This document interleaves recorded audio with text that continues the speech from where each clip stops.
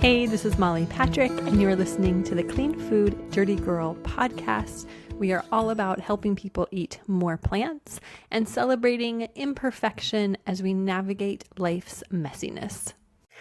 Hey everyone, and thank you for listening to this episode of the Clean Food Dirty Girl podcast. Molly here, and I have a guest today. I'm really looking forward to diving in with him. Callum Weir is here from Plant Fueled Nutrition. And Callum, it's good to see you again. Thank you Thank so you for much being for here. having me. That's a Yeah, pleasure. so I was on your podcast a while back, and we just had a really good, easy talk. And at the end, I was like, "Hey, can you come on my podcast because I want to talk with you more because it was just so much fun."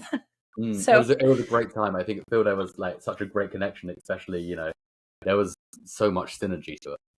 Yes. And I was thinking about it, and I was like, because you used to drink and you don't drink anymore. Is that still the case? Okay. That's still the case. Okay. And I used to drink and I don't drink anymore. But I was thinking we probably would have been really good drinking buddies. And if we were to live in the same place, we would be really good eating buddies as well now. So I know, it's just a shame we live so far away. It's true. Yeah, it's true. It is. I live so far away from everyone. I'm so out here in the Pacific Ocean all by myself. It's like I'm not near anybody. And there are plant-based people here, but there's not a lot of plant-based like entrepreneurs. And so it's so fun to meet them, and especially ones that you click with and you have in common with. I think here in the US anyways, there's a lot of people doing a lot of plant-based stuff. But I find that a lot of them take themselves very seriously. And I tend to not take myself too seriously, and you're the same. So it's very refreshing and delightful to meet you and to be able to talk and to do this. So thanks again for being on. Well, thank you. And yeah, I think it's a weird one because I think I sometimes romanticize the States because I see so many plant-based people and so many plant-based entrepreneurs over there. But then when I do speak to some of them, or like I watch them from a distance, there is a whole ton of taking themselves too seriously instead of kind of just having fun with it. And especially in like the line of work that we're both in, it's very much nutrition's not sexy. Like it's not fun. So it's kind of like you need to make it fun. You need to make it, somewhat copable for some people that go through so many different things. And yeah, it's bizarre to see so many people take it so seriously when it's not that deep. We can have fun with it. Hey there, we're going to take a real quick pause, and I'm going to ask you this. Are you tired of doing mental gymnastics when it comes to dinner? And would it totally light you up if you had a constant flow of healthy, delicious, plant-powered meals without the stress of planning or crossing your fingers that it's going to be yummy? That's exactly why we created our Clean Food Dirty Girl Meal Plan Club. Every week, you follow our done-for-you plant-based meal plans, complete with grocery lists and simple batch cooking instructions. No more guesswork, no more wasted food, no more recipe fails, and no more wondering what's for dinner. All you have to do is follow along, and healthy, delicious dinner is at your fingertips all week long. Our members say it's their secret system for saving time, eating healthier, and finally finding their plant-based flow. When you're ready to ditch the mental gymnastics of figuring out dinner, head over to cleanfooddirtygirl.com and click on Meal Plan Club to join the fun. Okay, now back to our awesome episode. Yes, and we can come to it from a playful, comedic way, and come at it from curiosity and have a lightness to it. And this is actually the perfect segue for just talking about your Instagram account and the content that you create on Instagram and probably TikTok. Although I don't have TikTok, I've never even downloaded the app, so I don't know, but I'm sure you're there. Oh, yeah. And you create just brilliant content. And what's funny is we talked about this a little bit when I was on your podcast, but my mom actually is the one who turned me on to you. She loves Instagram. She loves Instagram. And she was sending me all these reels of yours, and she's like, "Oh, you have to look at this one. Oh, look at him go on this. Oh yeah."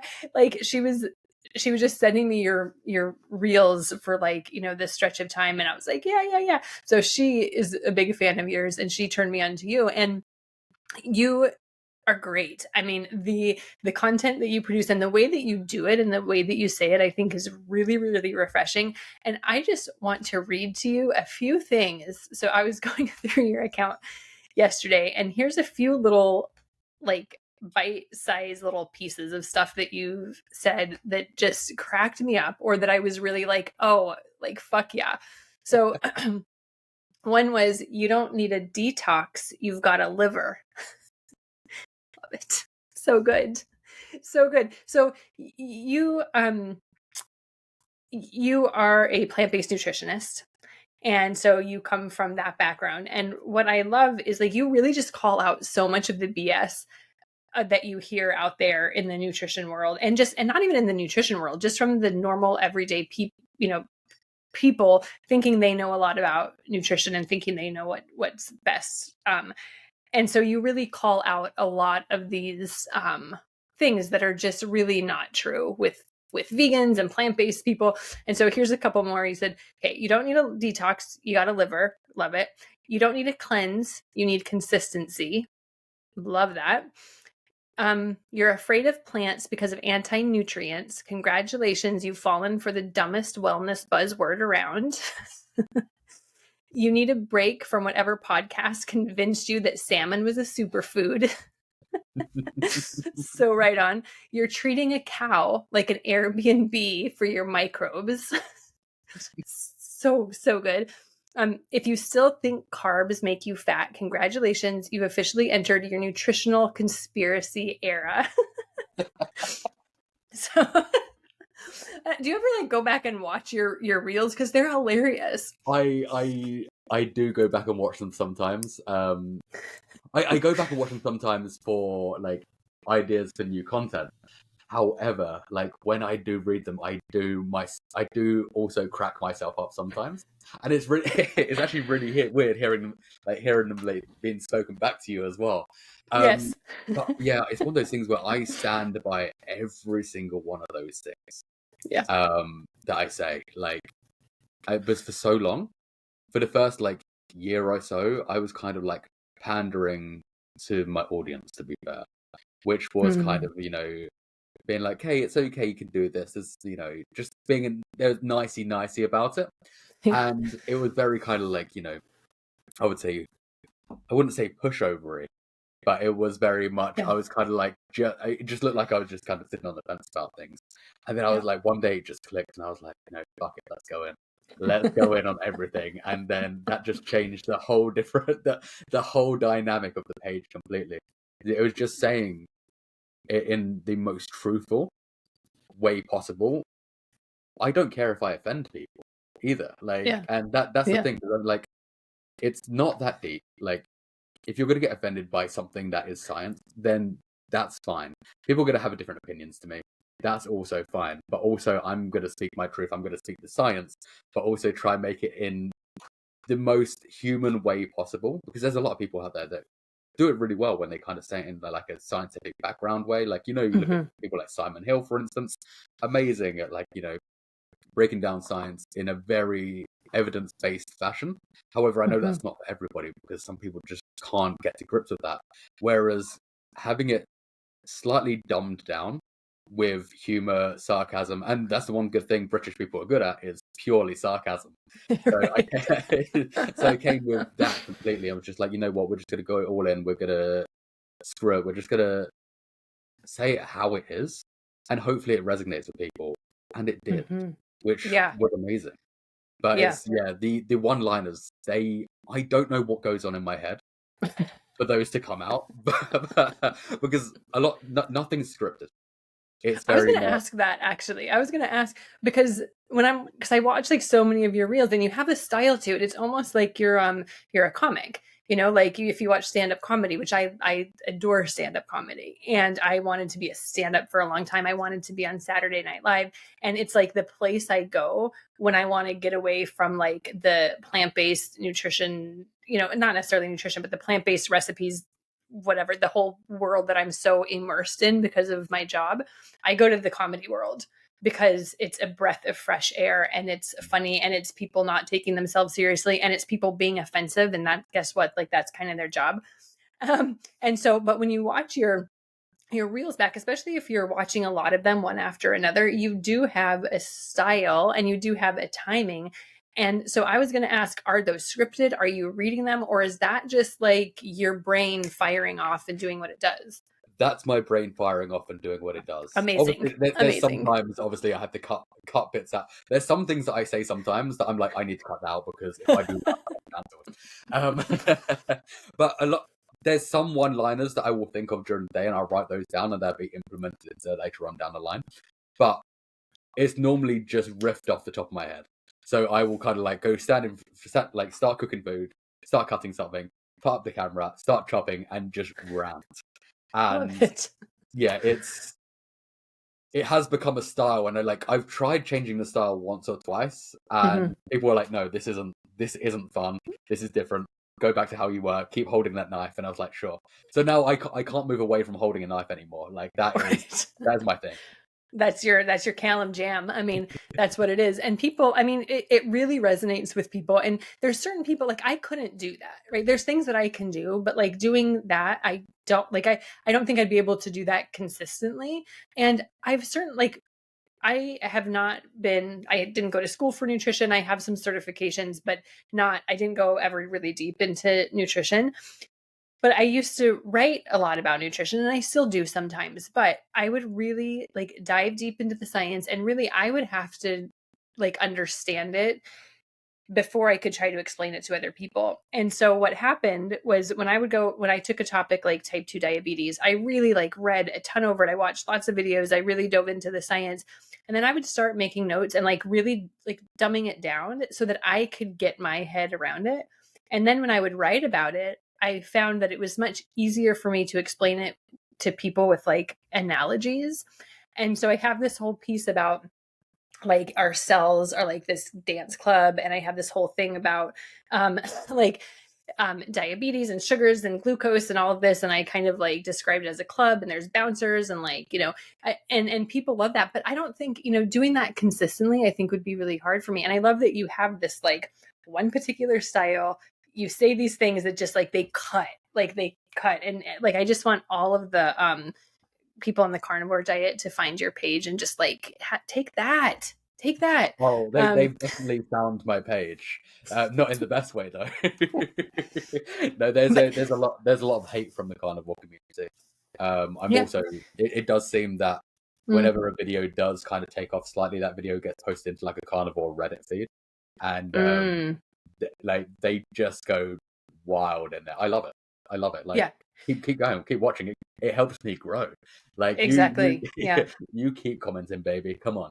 Well, Like and right, and that wouldn't have happened. Like those people would not be commenting. They would not know you if you would have kept doing what you were doing and been kind of like Mr. Nice Guy sitting on the fence, like not really having an opinion.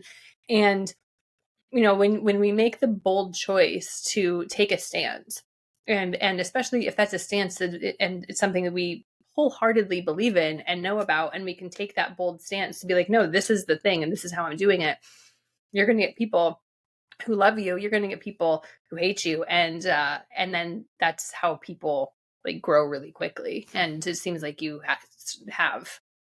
mm, yeah, I would say that. Yeah, I think it's that whole kind of like no publicity is bad publicity. Mm-hmm. It's a great thing, like because yes, carnivores hate me. Um, Omnivore people get irritated by me, but they also love me at the same time sometimes because it kind of like helps them progress further down the line of what they want to do. Vegans hate me. There's a lot of vegans that hate me, and I'm like, okay, cool. Like, Yeah. I'm not for you, and I don't care to be for everyone. Like, Yeah. I'm way past that kind of um, I'm way past trying to please everybody because like no matter how many people you try and please, it's never going to happen. So I was, yeah, it's not worth it. Like I just want to stick to my, my honest truth, and then with that, hopefully people kind of resonate with that, and they have, and I think Yeah. that is very much down to like being the true version of myself because prior to that, I think people can see through when you're not being true to yourself. Yeah. And Yeah. later on down the line, you kind of become the version that you want to be. the person that you actually are. Like, I'm a very sarcastic person in real life. You can ask any of my friends. I'm like, I rip into people constantly. So I was like, why not just bring that to the forefront of what I do? And yeah, it's been great. And yeah, with that, there's the bad and the good, and I think that's everything. Yeah, totally. And I think that um, once we make that decision, it's easier for us. And it also weeds out the people that we are not for.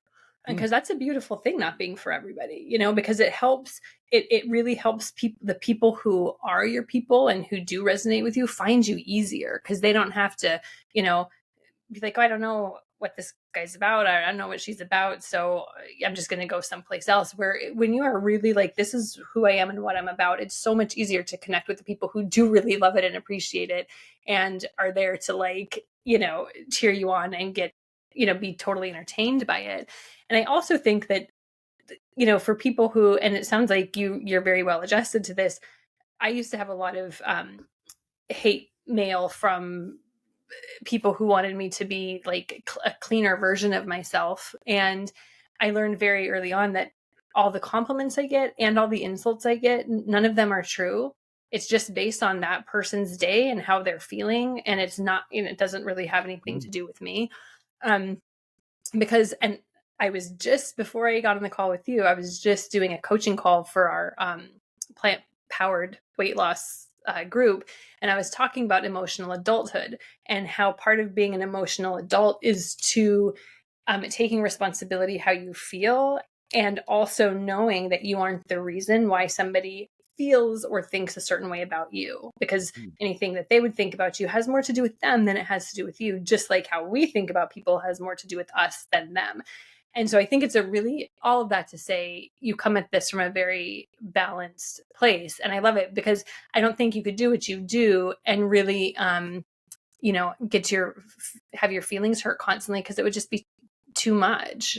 And for me, it's been really nice to understand that, like, oh, all the compliments I get doesn't matter. The hate that I get, it doesn't matter. I'm just going to keep doing my thing. So mm. anyways, little, yeah. Yeah, I think with that as well, like as you just said, people are judging you by what they see, but also they're only seeing a highlight reel. Like what they're seeing of Yeah. my Instagram is a highlight reel of just me talking. That's the 1 minute a day they get of me, and they're basing their whole opinion on me from that. Yeah. And Yeah. like, if they met me in real life, they're more likely they'd probably be okay with me. Like I'm not as bad. I'm not as bad as that like in real life. But that's the thing. People take their opinions on how they're having, if they're having a bad day, if they're having a good day, if they write a comment if they're having a shitty day, and like most of the time they don't mean it, or they're kind Yeah. of stuck in their own personal circumstances, their own traumas, and multiple other things. And like I don't get annoyed by these people mainly because I'm like, they may have said something shit, but also I don't know what that person's going through. Like, Hmm. and the person could actually just be a dick, but Yeah, like, that's true too. Yeah, maybe it is. Yeah.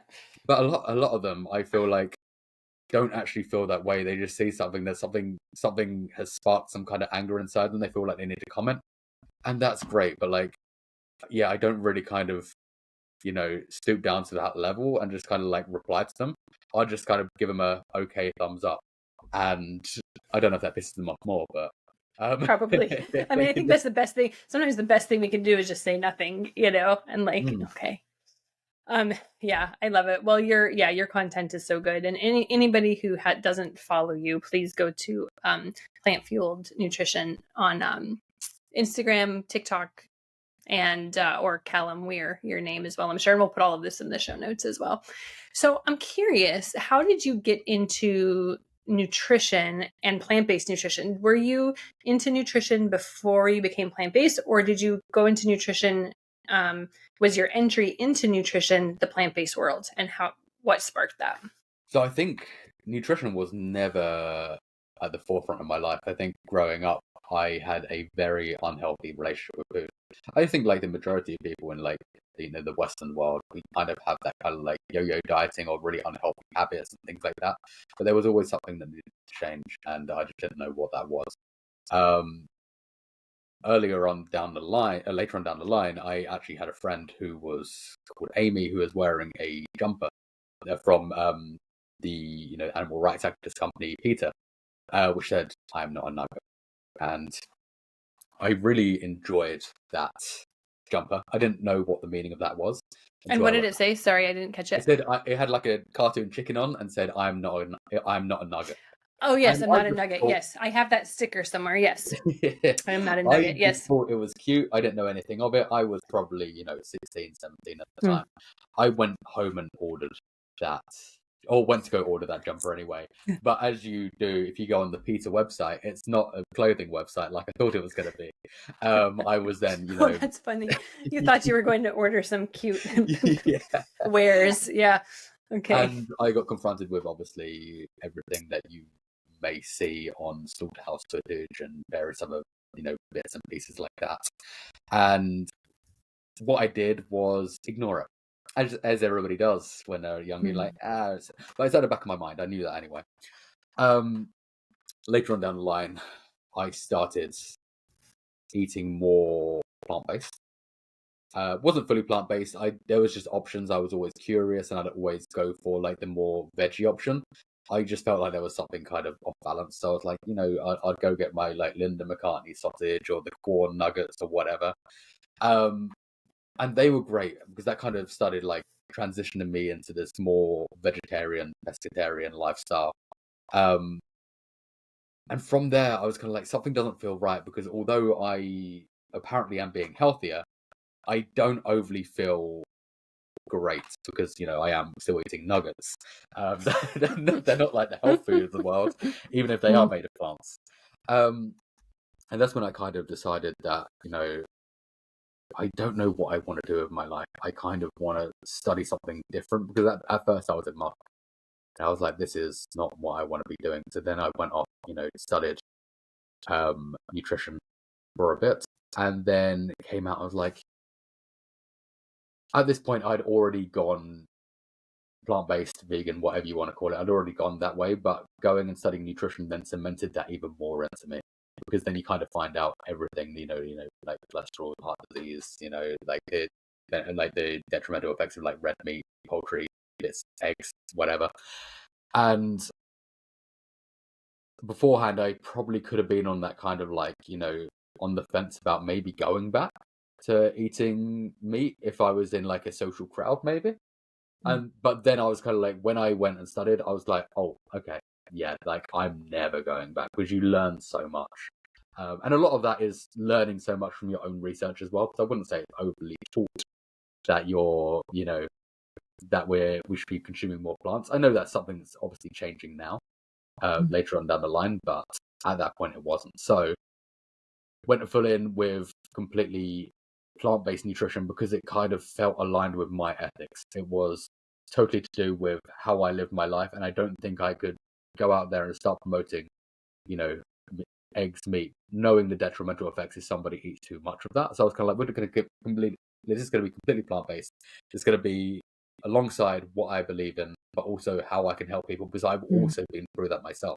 I've gone from eating a very meat heavy diet to kind of being like, switchy, bit of flexitarian, whatever that means. And then going the full shebang and going completely. Okay, so it sort of coincided and merged, and then yeah, okay, I get Yeah, it now.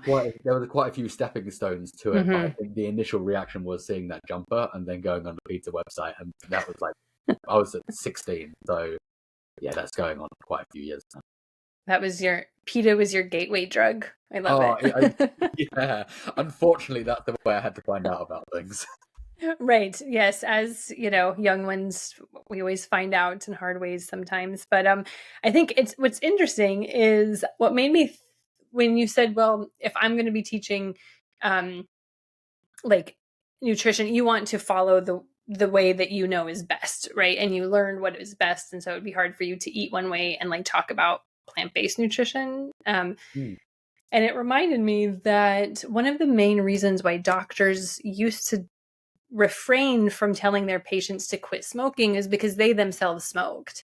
And oftentimes in the doctor's office, right? Back in the day.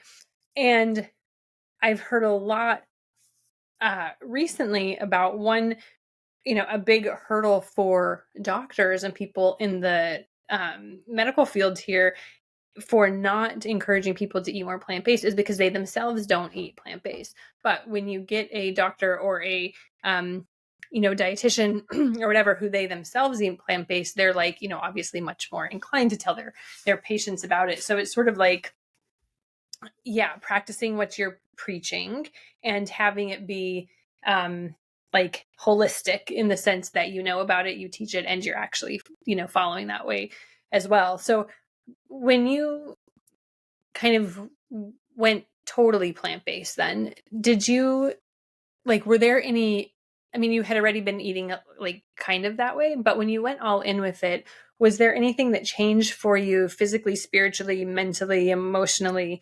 after that change? I would say there was various things that changed for me. Prior to, going that way, I was always kind of like into training and fitness and things like that, and it always made me feel quite sluggish beforehand. So when I was eating like a lot of like, red meat, poultry, and so it just didn't sit right. I don't know if it just wasn't reacting well to me, but when I went, plant based, that energy and the performance went up. I became stronger than I ever was. Um, like it was great. Like at first, like I think there's some, twitching, like some kind of like switching around and working out what works. But when I optimized that completely, I got stronger than I ever was.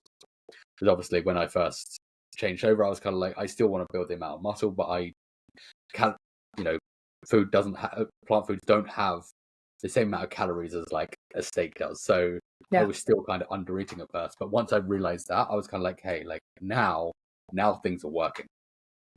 I would say mentally, I became less fatigued, less fogged in the head. I would say I was more straightforward thinking.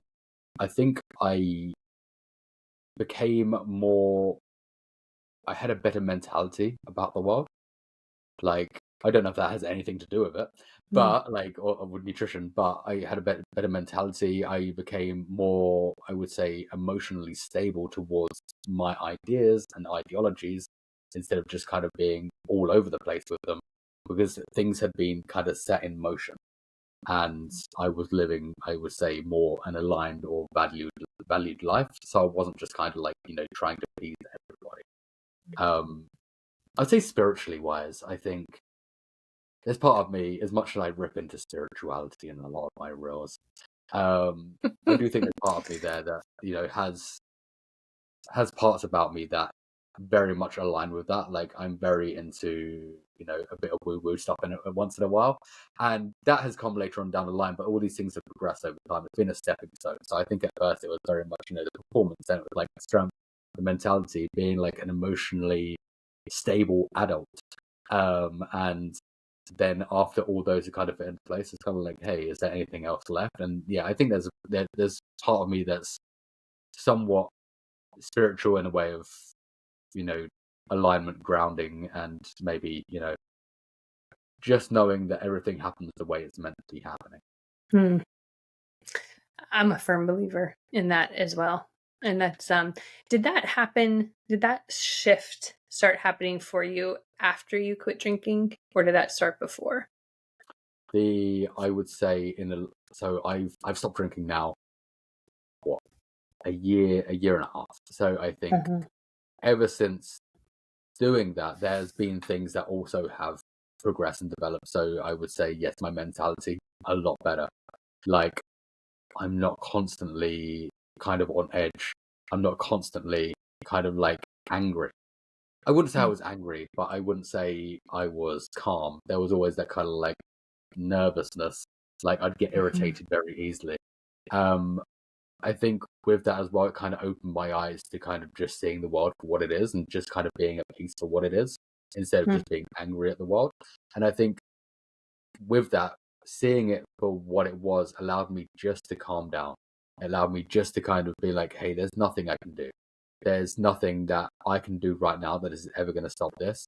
And let me just align myself to make sure I can be the best version of myself. And hopefully, being the best version of myself will allow the best version of things to happen. Now, is that, somewhat manifestation. I don't know. But it is very much, hey, like, as long as I'm living in alignment and doing my best I can and not caring about what other people think and, not caring about or not letting those smaller things get to me, Mm. like everything kind of leveled out. And I would say I became, a lot more, everything just fell into place. Hmm. Hmm. There's something to be said for allowing things to be as they are, and not trying to force things to be as we want them. Hmm. Because that's impossible. We don't, when we can let go of that control, because if you look at it, like, the reason we want to control things is either because we want something to be different than it is, or we want something to either, um, we want something there that isn't, or we want something that isn't there to be there, right? And it's all based on our preferences and what makes us feel better. So Hmm. I think control is ultimately needing to be okay, wanting to be okay, wanting to feel good.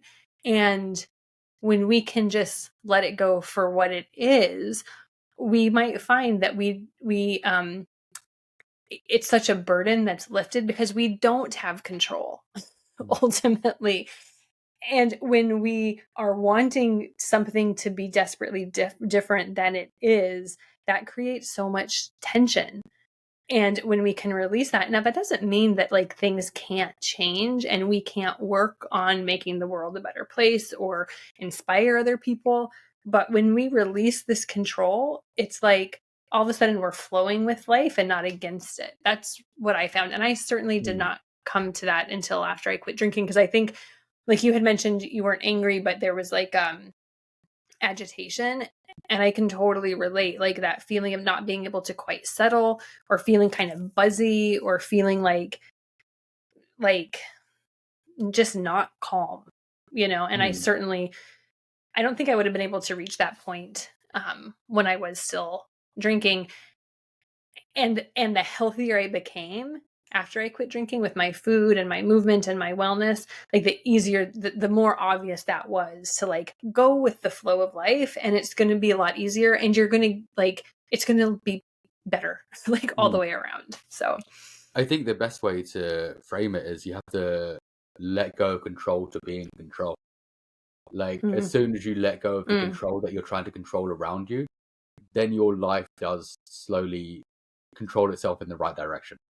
yeah. So, with giving up that control, you've also gained control, and it just Hmm. polar opposites. Yeah, and that's kind of what you did with your content and how you were presenting yourself with what you do. You kind of gave up the control of what people think about you, Hmm. right? Because in the beginning, like that kind of ties us back, but you were like, okay, I'm going to kind of be on this fence so that people kind of, don't get offended or whatever. Um, and then you kind of let go of trying to control the narrative or control how people felt, and like you're just going to be how you are. So that was definitely a letting go. Hmm. And look what happened. Like, clearly this is the direction that like you, Callum, this human who you are able to now express like your talents and what you're really good at in a way that delights people, okay, and pisses some people off, but like that, you are flowing now in that. And so I think it's a good example of that. Hmm. No, I would definitely agree with that. I think as well, like, there's so much to be said of, and I think, as you mentioned previously as well, that like there's so many things that alcohol does in particular that kind of holds you back from being your true self as well, because you're masking yourself constantly to be someone that you're not, to be someone that people like, to be somebody that, like, is like a people pleaser. You're just kind of masking yourself to make sure you're likable, because it's a social lubricant. It's a social lubricant that allows you to kind of have that Dutch courage to just speak to anybody and be that person that you Mm. can't be usually.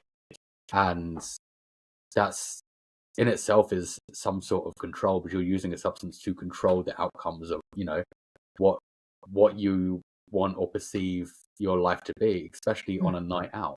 Like, you're trying to control an entire night out with a drink. and then Mm. the next day you're back to square one. Nothing's changed. You just got a hangover. You're still the same person. Not like that. Alcohol is not going to be with you forever, and it's not gonna help you pursue life in the way that you want it if you Yeah. if you don't understand who you are yourself. Hmm. Yeah, so true. And yeah, I, it's like the people around you don't see truly who you are, but I think too, like the longer you did it, I don't know how old you are or how long you were drinking. I think I'm probably older than you. But it got to the point where like I didn't know who I was without it. Mm, Like, let alone other people. Like I didn't know, and that was one of the scariest things for me when I quit is like, who am I? mm, What when I don't have this lubricant, and also when I'm no longer being controlled by this lubricant. That's the other thing, because I would do things that I didn't want to do in order to feel that way. Like I would mm, say yes to things that I wouldn't want to say yes to, but it involved drinking, so I would. I wanted to go to like a movie or a play, but I would say no because I wanted to stay home and drink. mm. And I wanted to go to the movie, but like I was so being controlled by it, that it was almost like letting go of that was letting go of like that substance actually controlling me and regaining control over myself. So, and I don't know, again, like I was in it pretty deep. Like when you were drinking, was it a daily thing, or what was your frequency like?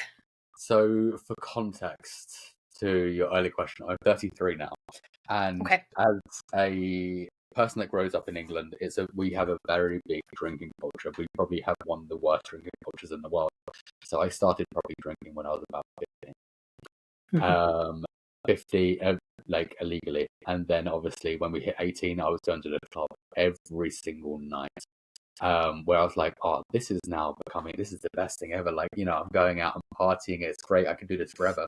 And then I was doing this for multiple years. I'd go out on a Monday, I'd go out on a Tuesday, a Wednesday, Thursday, Friday, sat there, go out Sunday, I'd chill with the mates, have beers, have drinks, etc., etc.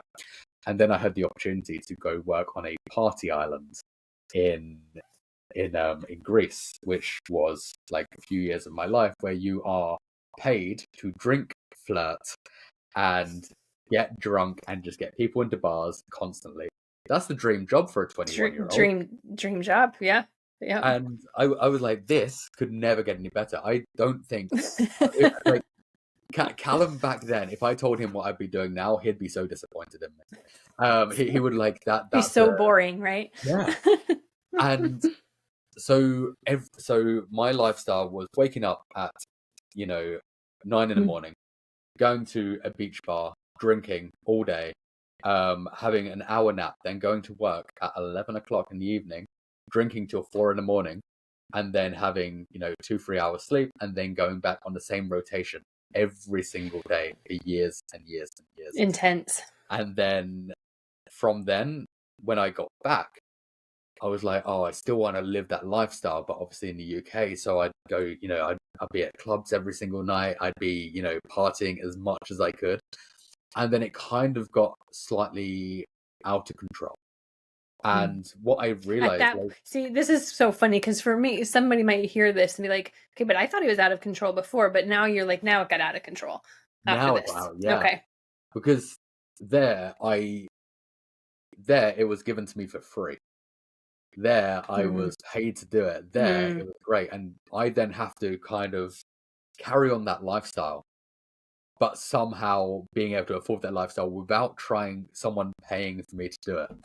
Right. But then it was, working, going straight from work, have a shower, go back to a club, um, party all night, leave the club, get changed at a train station, and go straight into work. Still in Wow. that version of myself. Okay. Um, and yeah, after a while, that kind of calmed down. Um, And I was like, maybe we can chill, we can calm down. I got into like the corporate world for a bit, and I was like, I really can't be seen doing this constantly. So that calmed down, and then I went traveling for a few years.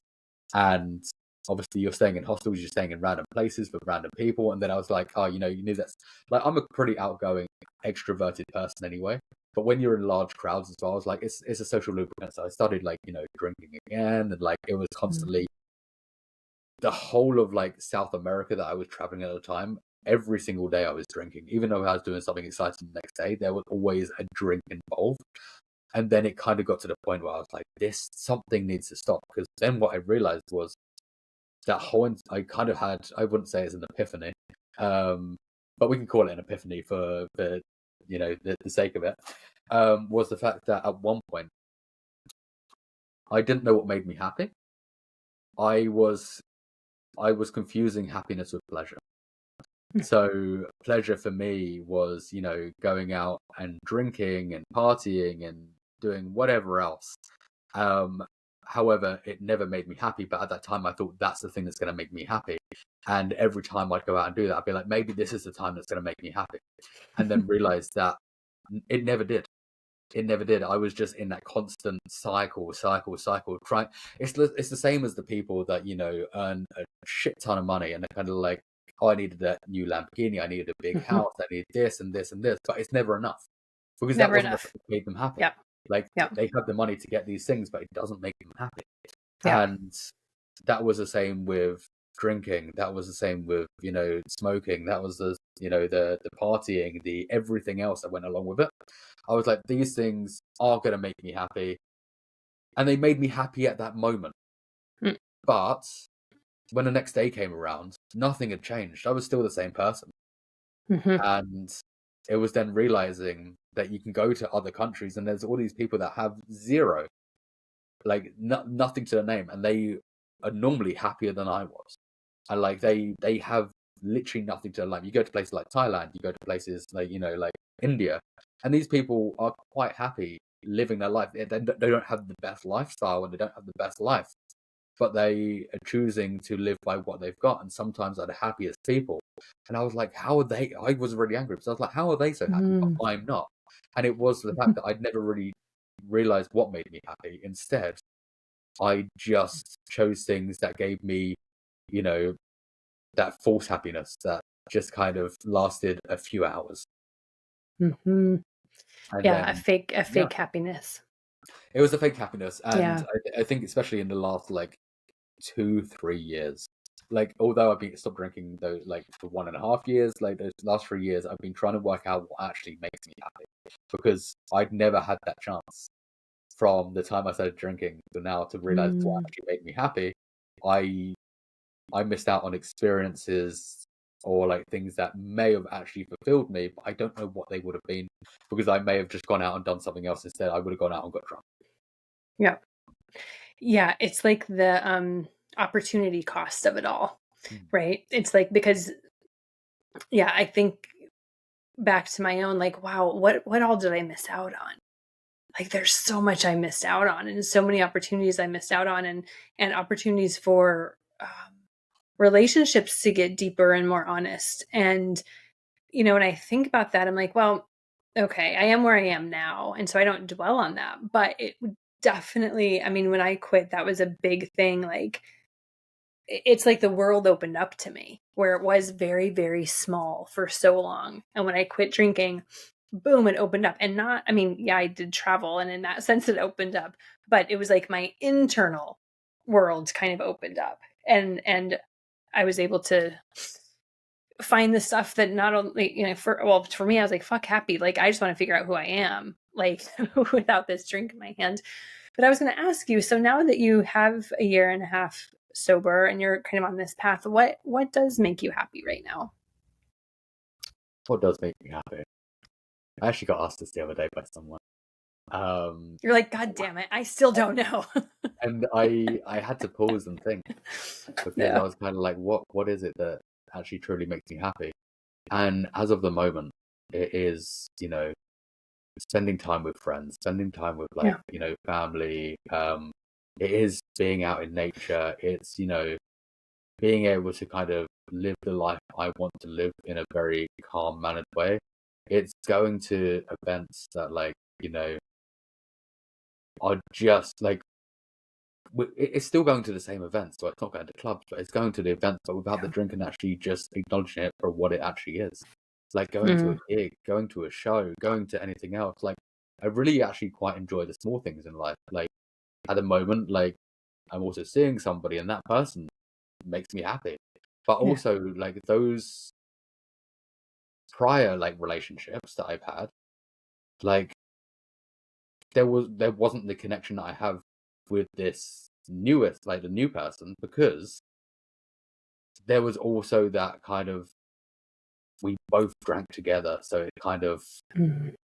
it was covering up the kind of like cracks and stuff like that. And this time around, it's getting to know somebody without having the physical attributes of alcohol involved, and Yeah. actually being aligned with that person, and being my authentic self. And I think, yeah, there are so many different things that make me happy. I'm still finding things that make me happy. Like I'm trying out new hobbies and trying out new skills and trying out new things. Like I saw the other day someone doing like, like clay pottery and stuff like that. I was like, it just looks therapeutic. I just want to try that. Yeah. And I think that would probably make me happy. But it's Yeah. just a ton of things. And I think at the moment it is, the connections that I'm making and aligning myself with that live the same lifestyle, or the people that aren't very judgmental of the fact that I don't drink either. It's just how, like, being like, hey, Yeah. you can come to this place and do these things with me. It's fine. You don't have to. Yeah. Yeah, I love that. And I agree. That's for me too. It's the little stuff. It's the little stuff that I totally used to take for granted or not appreciate. And it's like that small stuff. Like, um, it's so cute. My partner, she's French and she's Parisian. And the first time I visited her in France, she lives in an apartment building, and she has a bunch of neighbors that she really loves, and they're all friends. And what they would do is, like, once a month they would all get together and have breakfast together, and they would all like wear their pajamas and wear their slippers and all just bring like fruit or oatmeal or whatever, and they would all like pick one of their houses and just have breakfast together. And I thought that is the sweetest thing. Like, Mm, I think more friends need to have like breakfast parties together. But it's like those little moments, and it's like breakfast, right? You're connecting, you're clear, you're being able to be more vulnerable, and having these really genuine connections with people. So I love that. And I love that it's like the I mean, so much of it is about the relationships, isn't it? I mm. mean, it's just such a big thing. That's the thing I think as well. Like, if I still if I was still living the life that I was prior and I was still drinking, I don't know if I'd be in the right position to be open to even, acknowledging new people as well, whether that be, Yeah. like whether that be a relationship or just external friendships. Like Mm-hmm. I I don't know if I'd be open to those because I liked the routine. And I Yes. and with now that I don't have that routine, I'm so much more open because there's so many more things that are clearer to me, and I now know myself. Mm-hmm. There was this woman who I used to know when I was still drinking, and seemed like 1,000 years ago, but I really liked her. She was this very dynamic person. She was plant based. She was really kind, and she didn't drink. She was sober. She had gotten sober, and she had been in AA, and she uh, we ran in some same circles, and I knew her through work mainly. But she had really wanted to be my friend, and she wanted to hang out, and she was always asking, oh, let's go do this or that. And I never once said yes to her, because I was like, she doesn't drink, I'm not going to be her friend. And Mm, I, like, talk about an opportunity cost. Like, here's this awesome human who I'm sure is a lovely person. And I'm just straight up saying, like, not interested, not even interested in going to have coffee or whatever, because I know that A, we're not going to drink, and B, she's sober. And I think that part of me was like really jealous that she was sober and I wasn't.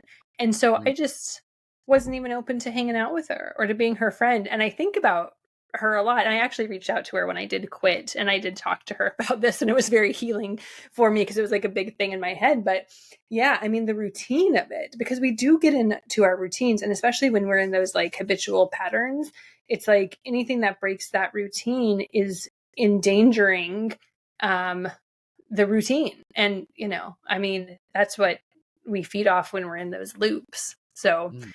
thank you for bringing that up, and thank you for being open about it and for talking about it, because It's one of my favorite things to talk about just because it's personally to me, it's been an important journey for me. So I love connecting with people who have also experienced that.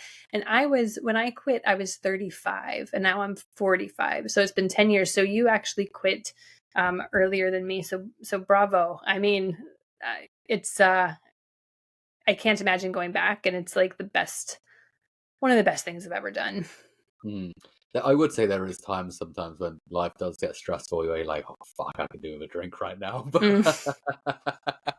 But it's like I don't think there's any part of me that would ever go back to drink.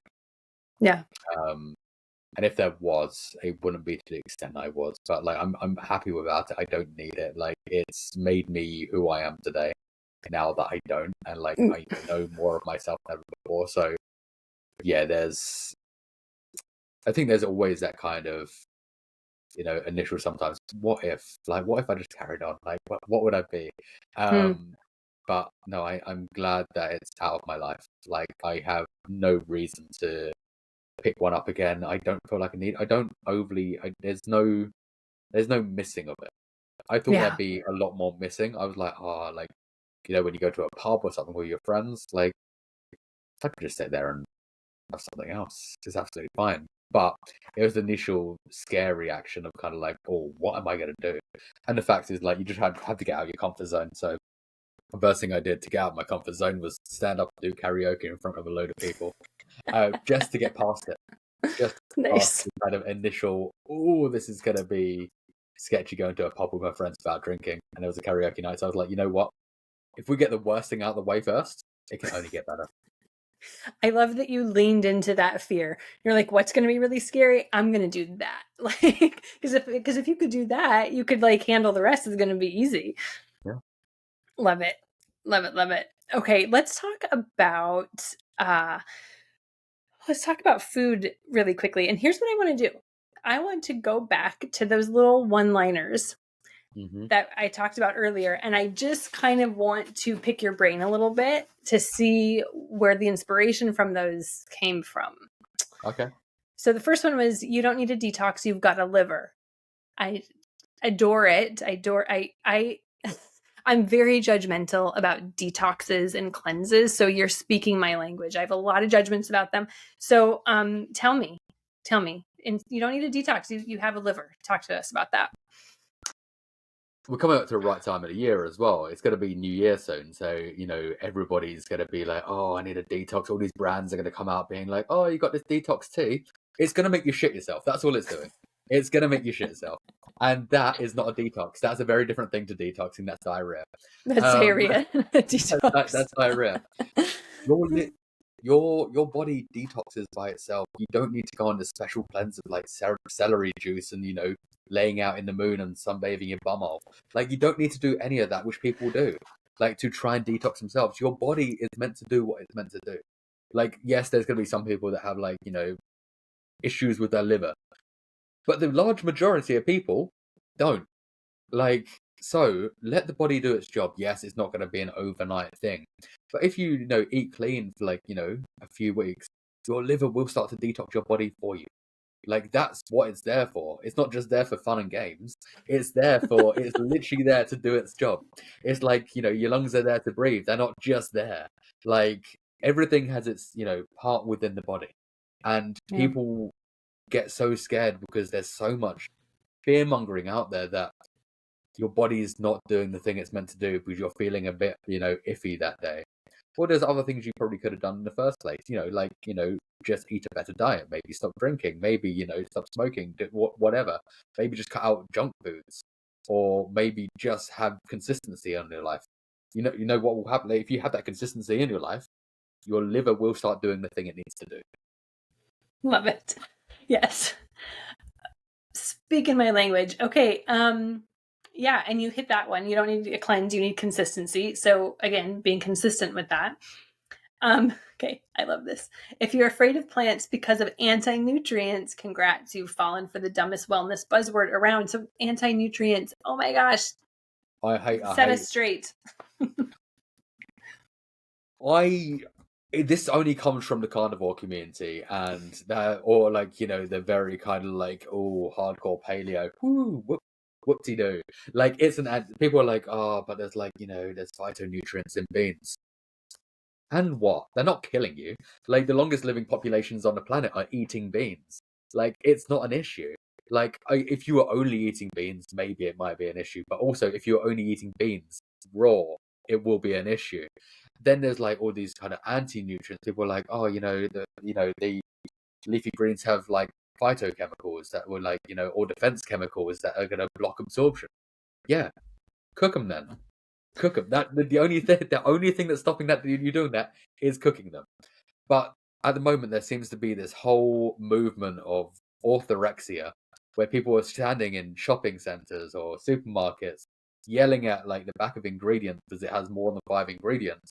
And they're like, "This is bad for you," or "This has defense chemicals," or "This has this," or there's some people selling kale as bullshit. It's just pure fear mongering, and the more people are confused and the more people are scared about what they're meant to eat, the easier they are to sell to. So if a guy is yelling kale is bad for you and has a supplement brand in his website, there's a reason for it. Yeah. And this is why I try to stay away from any kind of like, collaborations in any way, shape, or form of like, supplements and multiple other things unless I actually use them. Because I don't want to be in that same situation of kind of looking like I'm trying to fearmonger people when I'm just trying to give them honest information. But there's this, everybody at the moment is an online snake oil salesman, and as long as they can get you scared and confused, you're easier to sell to. And that is basically at the moment what is going on on Instagram. Right. Yeah. And you have a background in marketing too. So you have some insight into this that not everybody does. Yeah. Okay. Really, really good. You need to break from whatever podcast convince you that salmon was a superfood. Can we talk about fish really quick? Because so often people are like, okay, well, I eat mainly plants, but I still eat fish for the omegas. And there's problems with fish, right? And I want to hear what you have to say about this. But I also just read a study that came out that said that fish feel physical sensations 20 times more than humans do. That's insane. That's insane. It But also, it made me cry. doesn't I mean, surprise me. really. It doesn't surprise me. I think that a lot of people underestimate what other creatures can feel because we can't really resonate with them. So they don't think about what a cow could feel or a fish could feel or, a frog or an insect or whatever could feel. Like, I don't know if insects can feel, but I assume they can. However, fish, everybody goes on about fish because it's for their omega-3s. Yeah. Like, nobody else, no one can give an actual reason why they eat fish apart from an omega-3 or the fact that they just like it. So fish don't make omega-3. Fish get it from algae, so the algae source, which is like seaweed or microalgae or phytoplankton, things like that. And that's how they get that algae. It's then just eaten a lot of, and then they're more condensed and compact with that algae, and so the DHA and EPA omega-3s, which we need for our brain function. However, obviously we eat those, and it's the middleman. So, but also alongside the middleman, you've got mercury, you've got lead, you've got whatever shit people have put in the ocean. You've got oil spills, and you've got microplastics. You've got 1,000 other things just going around this fish's body. So it's not just omega-3s you're getting; it's everything else. It's like the whole shebang. So people assume let's get it from there when there is sources that we can get it from. And yes, I would say that a supplement would be great, like a DHA, EPA supplement, if you want to take one of those. If you don't want to take one of those, that's fine. You can also eat algae-based foods. You can eat seaweed, you can eat nori sheet, you can eat a multitude of different sea vegetables that will give you those omega-3s. And also we can go down the route of ALA, omega-3s, which would be like your chia seeds, your walnuts, your hemp seeds, etc., etc., etc. And why they're great for ALA, and if you eat enough of them, some people can convert that into EPA and DHA. That's not everyone as well, because conversion rates can be quite shit. That can be due to shitty diets. That can be down to genetics, and a multitude of other things. So the conversion rate's not always that good. But if you're eating enough of them, you will convert some. So I always say that, like, have a load of ALA rich foods, so all those kind of like seeds, nuts, etc. But also just for your peace of mind, eat some algae based foods. If you don't like algae based foods, don't eat algae based foods. Take a supplement. But there's no reason to drag a fish out of the ocean for no reason at all to feed yourself with stuff that you don't even know if it's got omega-3 anymore, because that's also diminishing, where we keep destroying the ocean. We keep, ripping fish out of the sea, and then they have to repopulate, but they don't have time to repopulate and then eat the foods that they need to, because they're then given, whatever stuff to kind of repopulate them quicker. So they'll just be like whatever, people feed them in, like, especially in the factory farms, fish bits. So there's lack of omega-3, and I think it is. I think in the next 7-8 years, there's going to be lack of fish in the sea with omega-3 in it. So at the moment, the omega-3 that we get supplements from, fish oil and stuff like that, comes from like the Peruvian anchovy. Peruvian anchovy, they had to stop fishing because we were overfishing them. When they came back, they started fishing them again, but they didn't have any of the EPA and DHA in them that they had beforehand. Which means that that's diminishing. So now the algae or the fish oils that people are buying doesn't necessarily mean it's got the fish oil in it or it's got the omega-3s anymore. It's just solid marketing. Yeah. Okay, well, thank you for clearing that up. I went to a talk. I don't know if you've heard of Dr. Michael Klepper. He's a plant-based guy here. Yeah. He came to Maui and he did a little talk. There's a vegan society here who puts on these talks. And I always, there was like 15 people in the audience. I'm like, everybody needs to come hear this. But anyways, he had a question about fish at the end of his talk. And somebody was like, I'm like mainly plant-based, but I'm still eating fish for the omega. And he just said, and he's like an older guy. And, as we get older, I think we don't have time for bullshit. And he just was like, fish is just done. We just have to be done. That's over now. That's just over now. And I love how he presented it in just this matter of fact way of like, it's done. It's not necessary.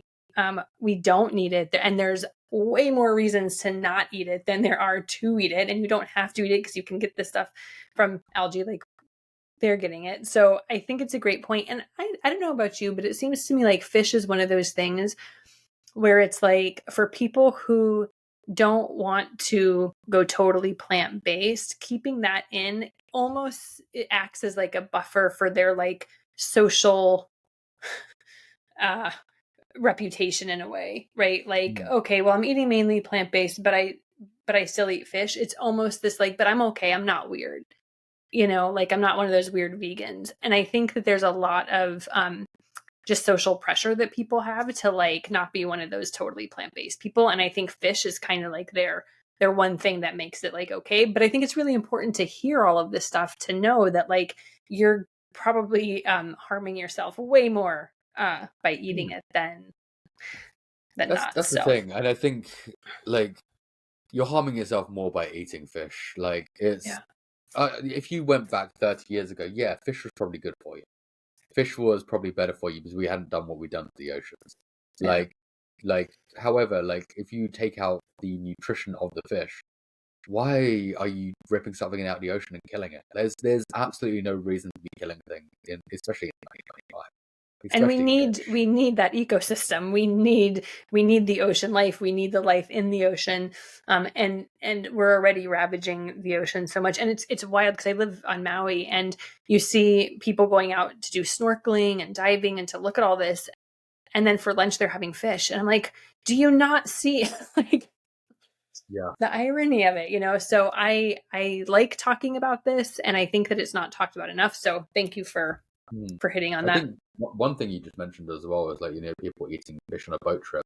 Like it blew my mind. So I lived in Australia for, 2 years, and you go to the Great Barrier Reef, the one thing that the planet is trying to protect, because, it's a giant ecosystem. Yet you go on a boat out there and they're like, lunchtime, we're serving fish from the Great Barrier Reef. What the fuck are you doing? Like, you're trying to save this and then you're eating them. Like, come on. Like And it's common like sense stuff. cognitive dissonance because people don't even think.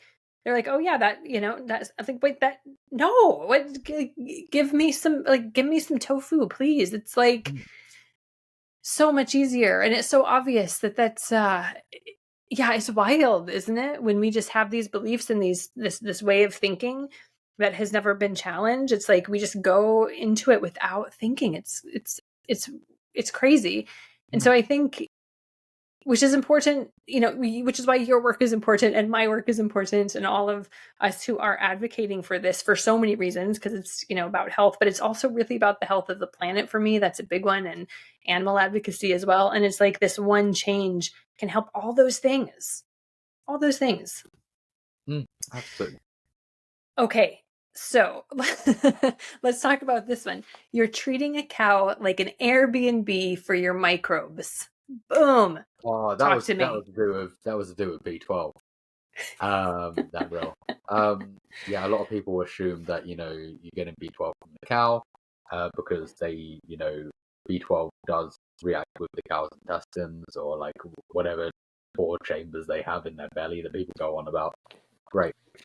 Doesn't really mean anything when B12 doesn't actually come from cows. It comes from the soil. It comes from cobalt rich soil that then turns into cobalamin, which then the cow eats, and then it then digests into our stomach, and then hey, it works. We have the same. We just can't utilize it. Our body still creates B12. We just can't utilize it. It's exactly the same as the cows.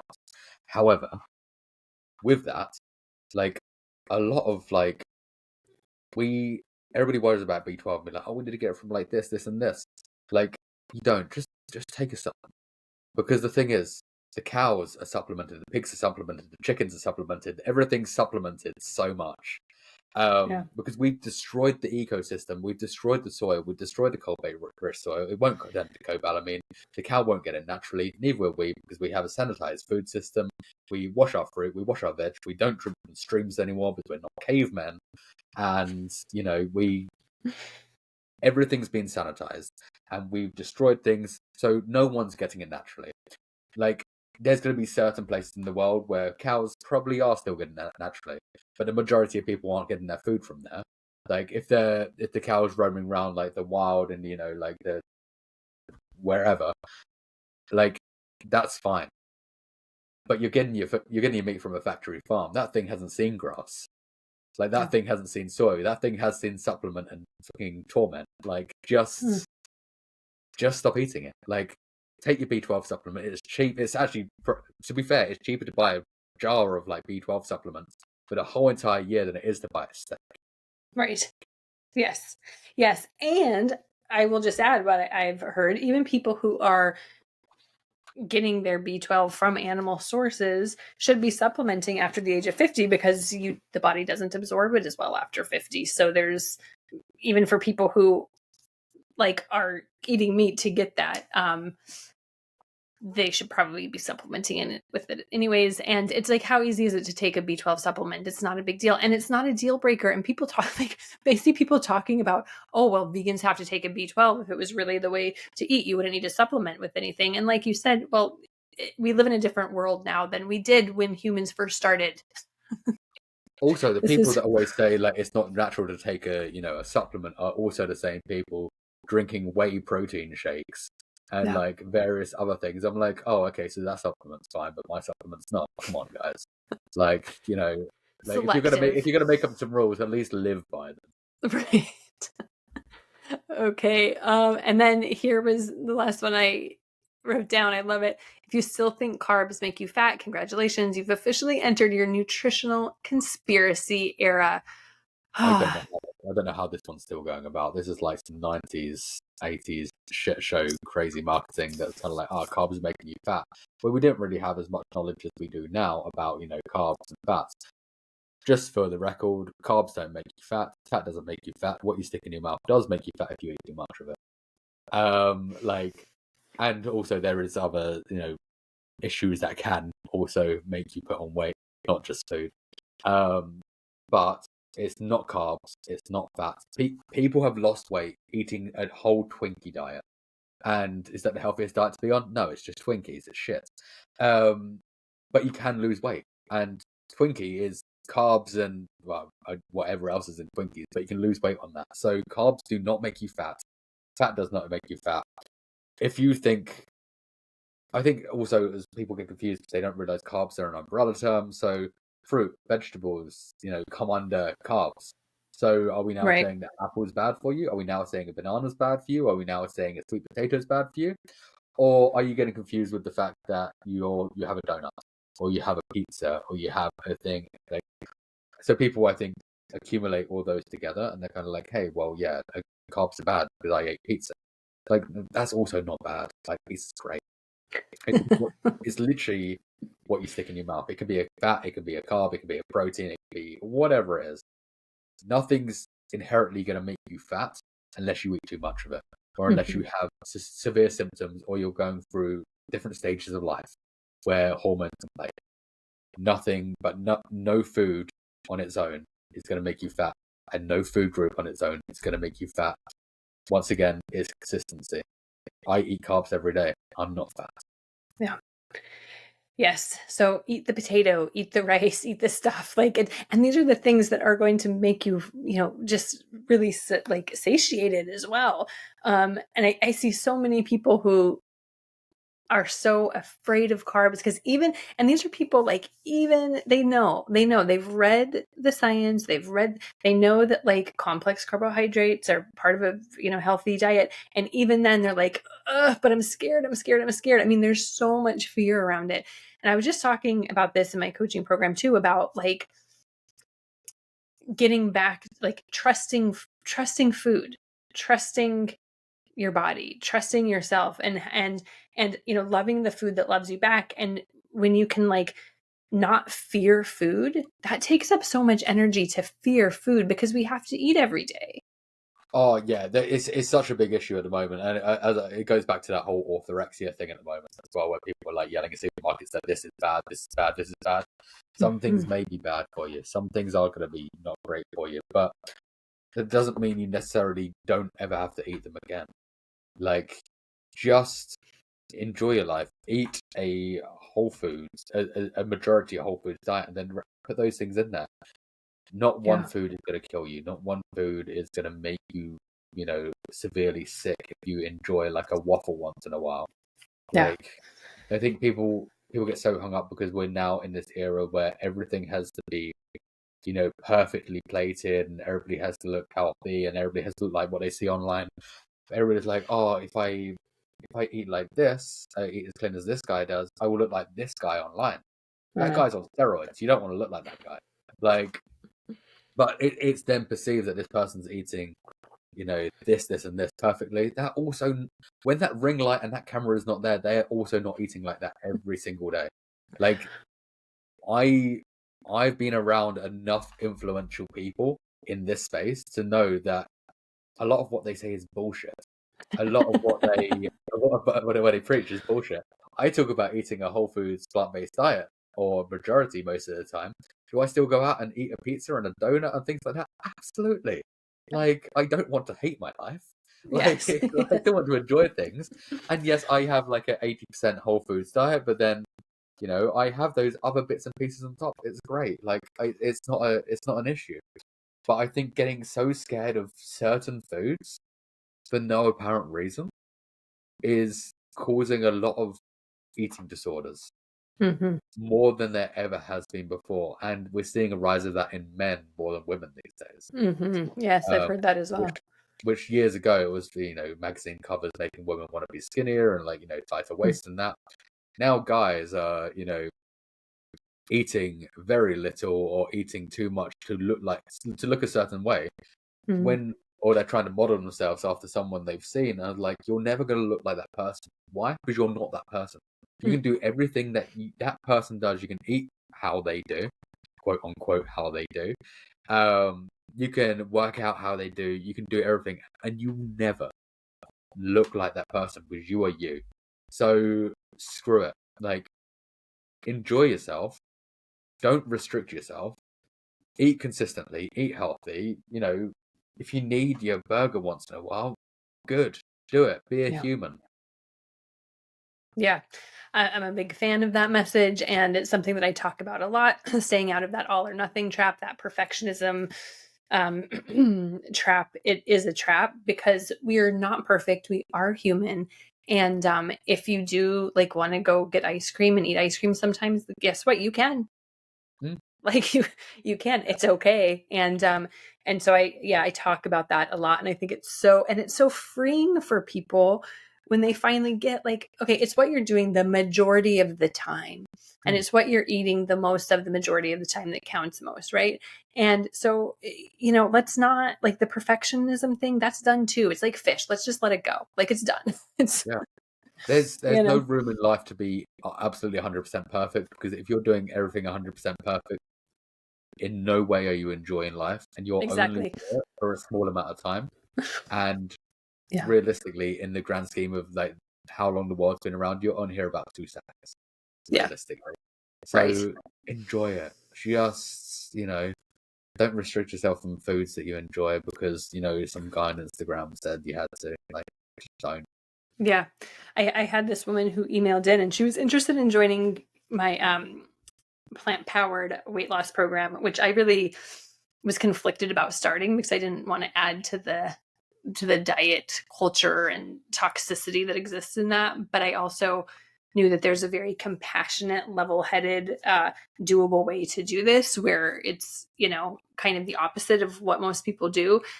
And so ultimately I decided to do it, and it's been great for people. But somebody emailed in and said, well, I really want to do this program, but I really like, I don't know if I want to be totally plant-based because I want to have chicken once in a while.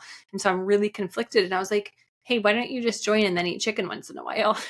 And she was like, wait, I can do that? I'm like, yeah, you can make it yours. You can, of course you can, you know? And she was like, oh, I didn't even think that that would be an option, you know? So I think that just, it just goes to show that people are very much thinking like it has to be the whole all the way or Yeah, none, right?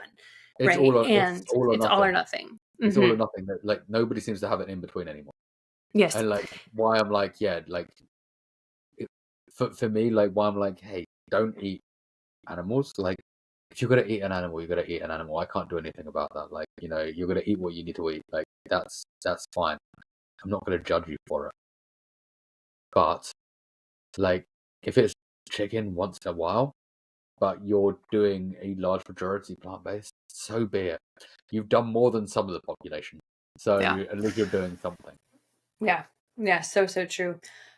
Okay, Callum, here I want to know this. With the world the way that it is, how do you like, you know, because there's like a lot of shit that I mean, just environmentally, climate wise, politically, a lot of places, like how do you stay like functioning? Like what how do you continue on and function in a world that seems to be kind of scary? I've stopped caring and become numb inside. No, that is not that.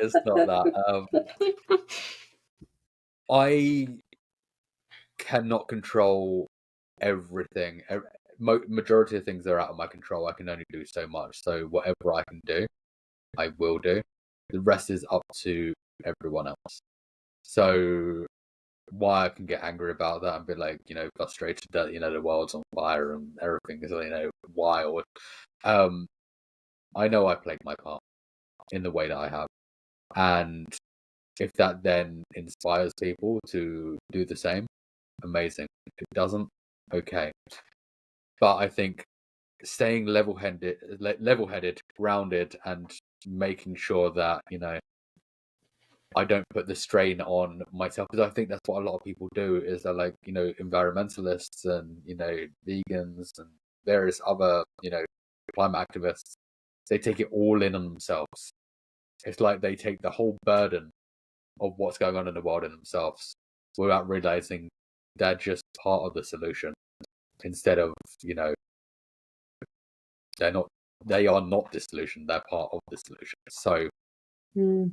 realizing that there's only so much you can do, and if that helps change something, great. If it doesn't, well, we'll probably see about that in about 20 years time. Just yeah. But yeah, it's staying level, surround yourself with good people, Surround yourself with like-minded people, and just kind of have somebody there, or have people there if you can, that you can literally talk to if you do have issues, because Yeah. everybody has those things. Like, luckily, I've got a community of people that I can speak to. I know not everybody has that. I know I'm quite lucky to have that. But if you've got that one person that even you can, like, wake up and even just text if you're like, you've got a bit of an issue, or you're thinking, bad thoughts or whatever, like, that's going to make the world a difference. Mm. I think humans need other humans still. we need interaction. We need community. Yeah. And at the moment, Yeah. we're probably in the biggest loneliness, like, epidemic in the world, and people need other people. So even if that's finding a pen pal these days, even if it's finding a community on Instagram or something like that, like, having somebody that you can interact with to know it's not all going to shit. It may seem like it is, but there's, as much as you can try to fix the problems around you, you also need to fix the problems within you. Beautiful. Okay. I think that was where we need to end. I think that was beautiful. Thank you. Thank you for taking the time and for having this awesome chat. I knew it was going to be a great talk. And let's meet up in person next time you're on Maui, next time I'm in the UK. Absolutely. Go find some yummy food. And for anybody who doesn't follow Callum, you must. His website again is plantfuelednutrition.com. No, .co.uk. Yeah. Okay. We'll link to it in the show notes. Find him on Instagram. Awesome. Just awesome guy. Thank you for making that bold choice to be you and to do what you do. I think that you are fantastic and that you're inspiring many people and entertaining many people as well. And we need that right now. So Callum, thank you for coming on and for sharing your knowledge and for sharing part of yourself today. Well, thank you for your kind words, and thank you for inviting me on. It's been an absolute pleasure. You got it. Bye.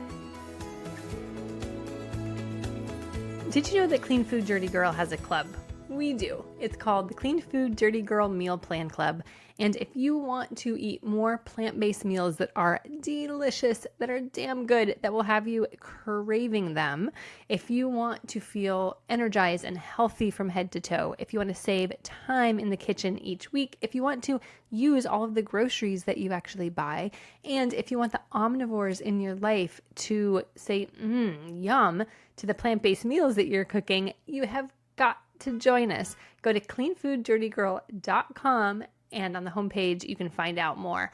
I would love to see you in the club. It is the best. Come find out what all the buzz is about. It is life-changing, and I would love to have you. Thank you for listening to this podcast and for being in our sphere. If you can rate and review this podcast wherever you listen